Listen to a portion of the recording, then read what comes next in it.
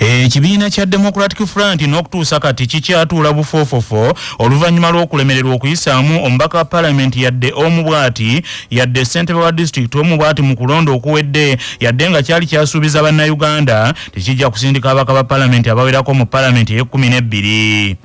Kino kyaviiriddeko n'abamu ku batunuulizi b'ebyobufuzi okugamba nti ekibiina kino ekya DF kikozesa akabonero ak'omuti tekyasimba bulungi mirandira egy'omuti gwakyo, nga kino nti kyekyaviiriddeko bammemba baakyo bonna okuli n'abakikulembera okuwangulwa mu kalulu akawedde omutinti ne gusigguka.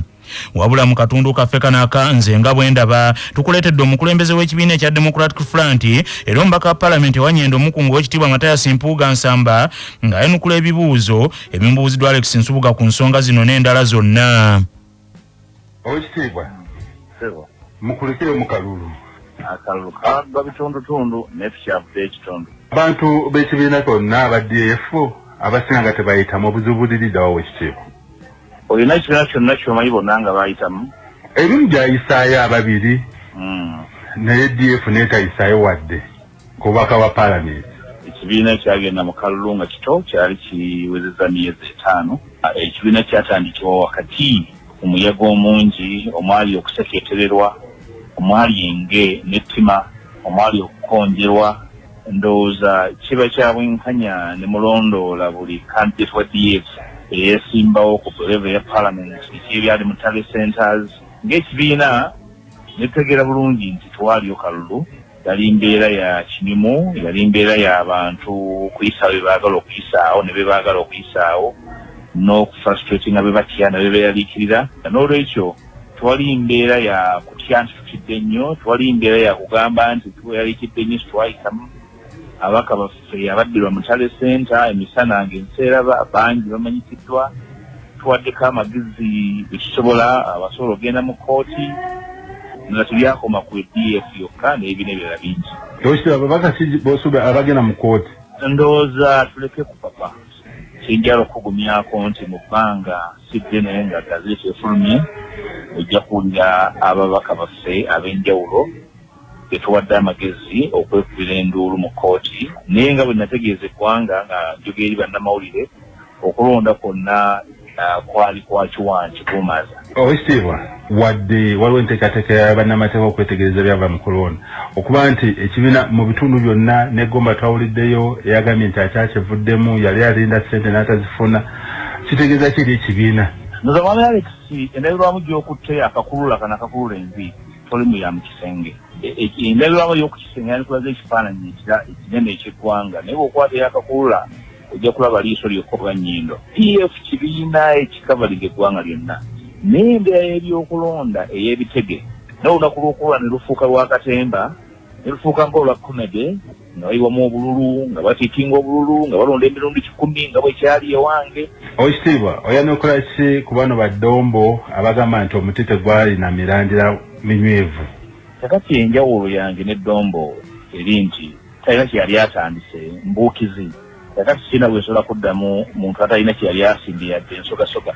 N'olwekyo dombo kakkane byebyalya obumativu bwange nga DF ne bannange nti tusimba muvule tusimba nsogasoga. Obudde bwaffe obutuufu tujja kwongera okunnyikiza emirandira gyaffe n'ogifukirira omuti gunywere.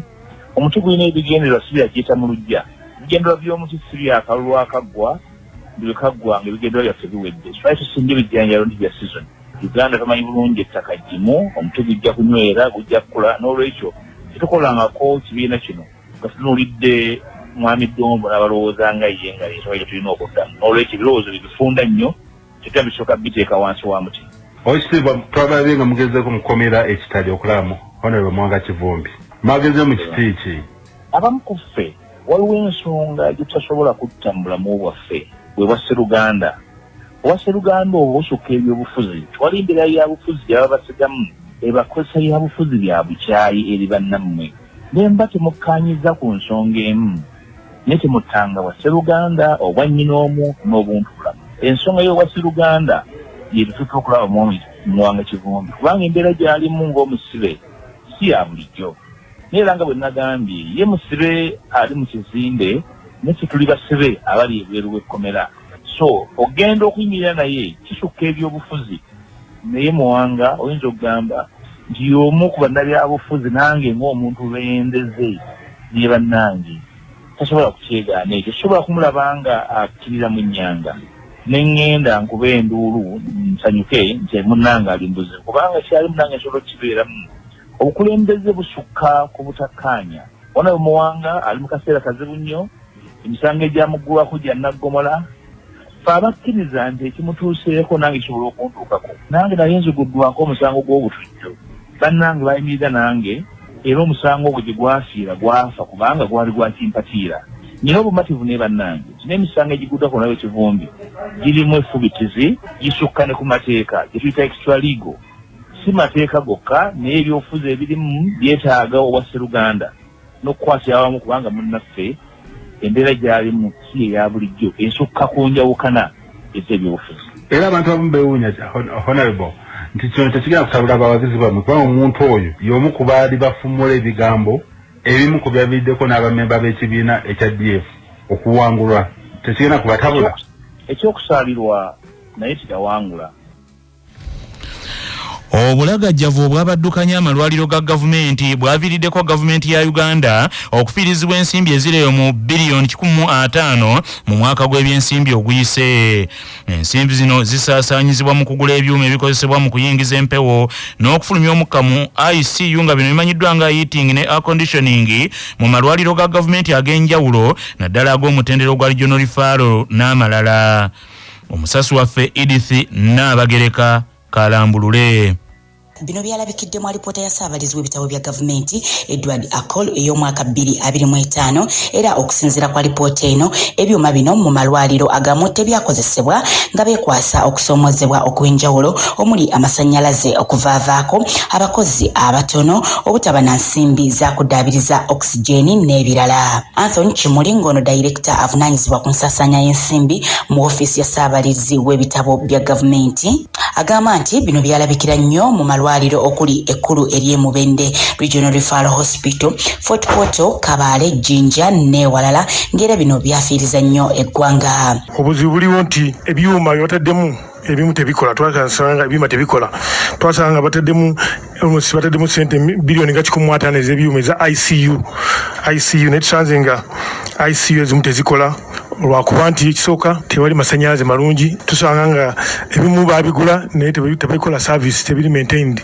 biri ebyuma bipya birungi nnyo naye tebiri maintained. Oluusi tusanza inadequate ne oxygen gwe bagaba nga naye tamala, twagenda Emubende, Fort Portal, Kabale nga nazo tezikola bulungi mu ICU. So kati ne tugamba nti gavumenti erina okuba nga ekitunulako nti mutaddemu sente nnyingi, muzimbye ebizimbe byo bibiri naye tetulinamu byuma bikola bulungi kukola mirimu gyayo. Ekyokubiri staffing era amalwaliro ago getaaga abantu abakugu. Mu birala ebyazuuliddwa mu alipoota ya Ssaabalizi w'ebitabo bya gavumenti y'ensonga y'abakozi ba gavumenti ng'era ku bakozi 65 mu 814 abakozi abajjuvu bali 35 mu 654 nga waliwo obwetaavu bw'abakozi 300 mu 1,600 abakola ebitundu 46 ku 100. Obuzibu okusinga buli mu kitongole kya poliisi, abasomesa n'amalwaliro. Minisita omubeezi w'ebyensimbi n'okuteekerateekera eggwanga Henry Musasizi agamba nti bakukozesa akaseera kano naddala nga bali mu kaseera ak'okuteekerateekera embalirira y'eggwanga ey'omwaka 2026-2027 okulaba bwe beetereza. Thank you, Right Honorable Speaker. Right Honorable Speaker, you are preaching to the converted. The team knows how far we have come. And I want to request them that since we are in the budgeting season, let's see the requirement and then together we work out what is possible.